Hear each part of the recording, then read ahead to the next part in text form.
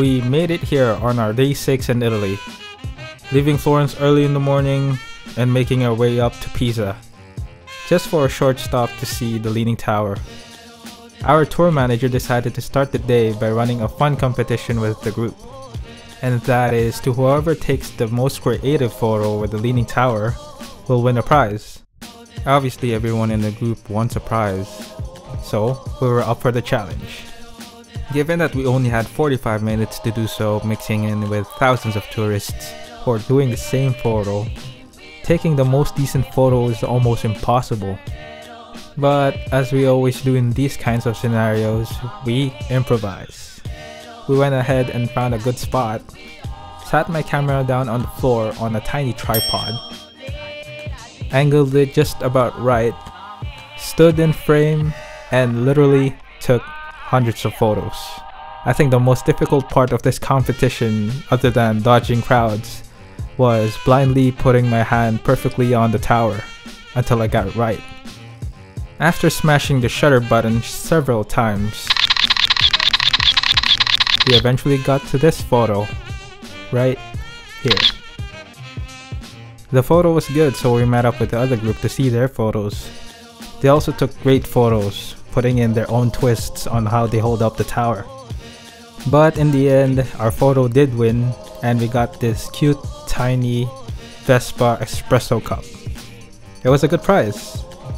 And with that, challenge completed, and next stop is Verona.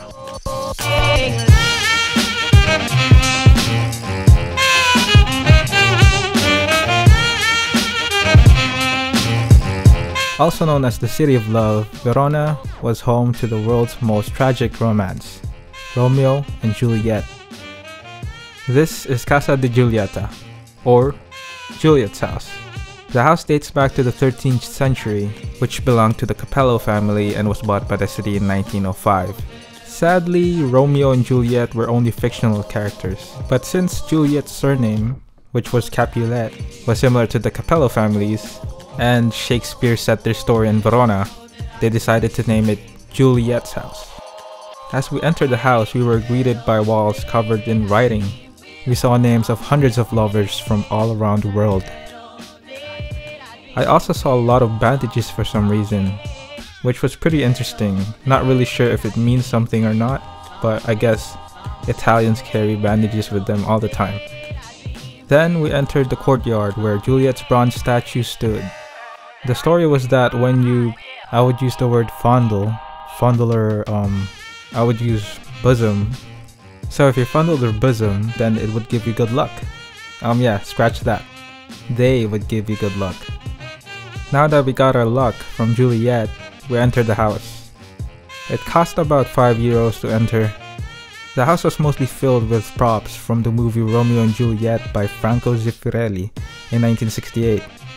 But what we came for inside was the chance to write to Juliet.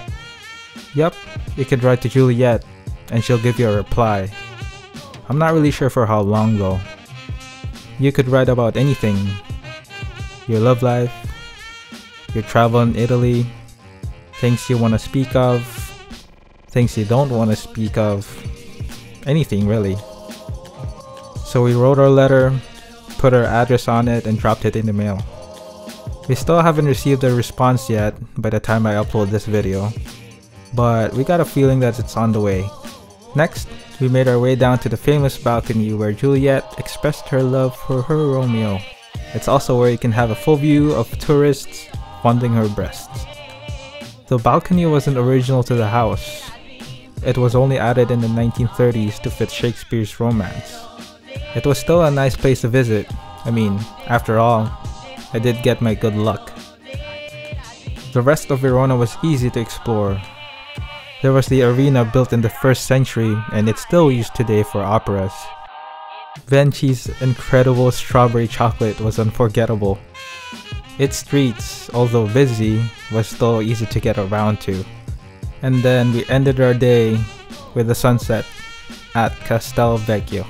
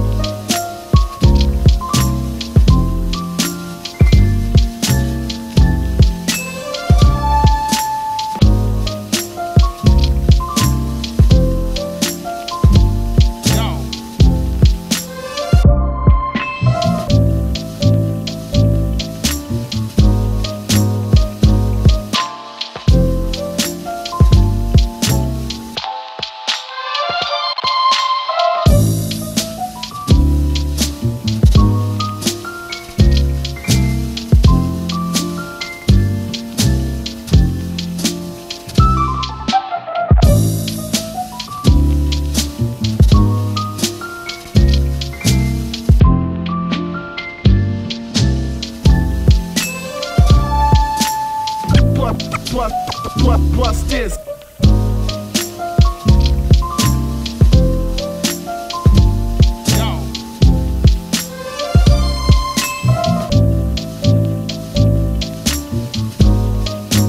Verona was Italy's city of love indeed.